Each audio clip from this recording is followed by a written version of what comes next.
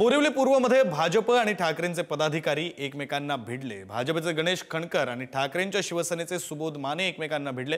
गणेश खणकर यांना मारहाण झाल्याचा आरोप करण्यात येतोय। सुबोध मानेंना पोलिसांनी ताब्यात घेतलंय। माने समर्थक रात्रभर पोलीस स्टेशन बाहेर बसून होते।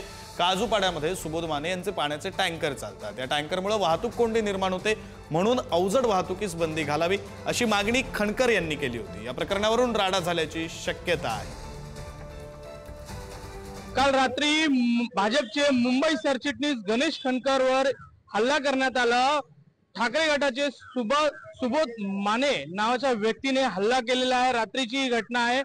काल रात्री काय घटना घडली या सर्व माहिती आता आपल्याला त्यांच्या मुलगाकडूनच जाणून घेणार आहे। काय घटना घडली होती आणि हा हल्ला करण्याचं कारण काय होतं? आदित्य, काय सांगाल? काल रात्री एक घटना घडली आहे पप्पांसोबत, वडिलांसोबत तुझ्या, की काही लोकांनी हल्ला केलेला आहे। नेमकं प्रकरण काय होतं?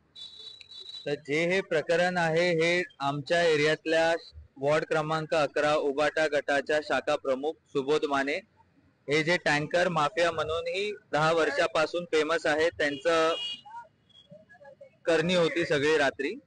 माझे बाबा मागच्या 6 वर्षापासून अधिकाऱ्यांबरोबर पाठपुरावा करतायत की या टँकरमुळे रस्त्यावर कोंडी होते। 1.5-2 तासाचा ट्रॅफिक 200 मीटर रस्त्यावर लागतो।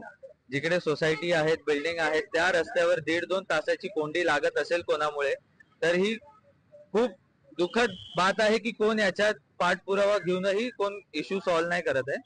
आणि याचाच पप्पांनी सकाळी फेसबुक व्हिडिओ आणि मागच्या 5 वर्षाचे कंप्लेंट फेसबुकवर टाकलेले। तर ह्याच फेसबुक पोस्टवरनं त्याचा राग वाढलेला आणि त्यांनी अगोदरही बाबांना जीवे मारायची धमकी दिलेली।